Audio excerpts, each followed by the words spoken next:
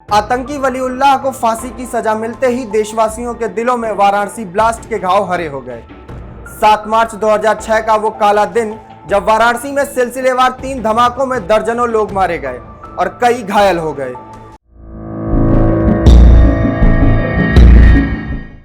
इस हमले के 16 साल बाद 6 जून 2022 को दर्जनों लोगों के हत्यारे वलीउल्लाह को गाजियाबाद कोर्ट ने फांसी की सजा सुनाई।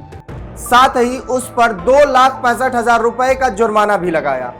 ये घटना तत्कालीन सरकार के असफलताओं की सबसे बड़ी पहचान थी। वलीउल्लाह को फांसी की सजा तक पहुंचाना आसान नहीं रहा। साल 2012 में उत्तर प्रदेश में अखिलेश यादव के नेतृत्व में सत्ता में वापसी कर रही समाजवादी सरकार ने कई प्रयास किए कि वलीउल्लाह और उस जैसे कई आतंकियों को जेल से छुड़वा लिया जाए। ब्लास्ट के आरोपी आतंकियों पर से मुकदमे वापस लेने के लिए 31 अक्टूबर 2012 को तत्कालीन सरकार के बड़े पदाधिकारियों ने वाराणसी जिला प्रशासन को चिट्ठी लिखकर 13 बिंदुओं पर जानकारी मांगी, जिस पर कोर्ट में लड़ाई तक लड़नी पड़ी।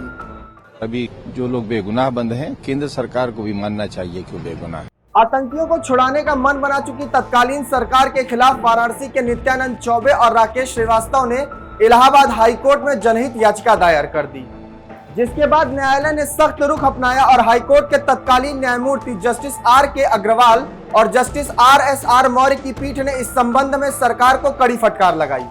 कोर्ट ने कहा कि आज आप आतंकियों को रिहा कर रहे हैं, कल आप उन्हें पद्म भूषण भी दे सकते हैं। अदालत की इस टिप्पणी के बाद साफ है कि तत्कालीन सरकार पीड़ितों से ज्यादा आरोपियों पर मेहरबान होती रही। वोट की राजनीति करने में जुटी अखिलेश सरकार बार बार विपक्ष के निशाने पर आ रही थी, लेकिन उन्होंने तुष्टीकरण करना नहीं छोड़ा। सपा समाजवादी पार्टी का हाथ आतंकवादियों के साथ, उनकी संवेदना आतंकवादियों के प्रति है। उनकी संवेदना गांव के लिए नहीं, गरीब के लिए नहीं, किसानों के लिए नहीं, नौजवानों के लिए नहीं, महिलाओं के लिए नहीं है। नवंबर 2007 लखनऊ, फैजाबाद और वाराणसी कचहरी में हुए सीरियल ब्लास्ट। अक्टूबर 2012 में अखिलेश सरकार ने आतंकी खालिद मुजाहिद व तारिक कासमी के खिलाफ दर्ज मुकदमे वापस लेने के प्रयास किए। साल 2016 कैराना पलायन का मामला, आरोपी नाहिद हसन आज भी सपा के टिकट पर विधायक है। साल 2016 मथुरा का राम वृक्ष कांड, सपा सरकार के दम पर आरोपी राम वृक्ष यादव ने एसपी और एसएचओ सहित कई पुलिसकर्मियों को मार गिराया। साल 2016 मऊ दंगों के आरोपी मुख्तार अंसारी की पार्टी का समाजवादी पार्टी में विलय करवाया। 2022 में मुख्तार के बेटे को गठबंधन से टिकट दिया। 16 साल बाद जब कोर्ट ने फैसला सुनाया, तब पीड़ितों ने राहत की सांस ली।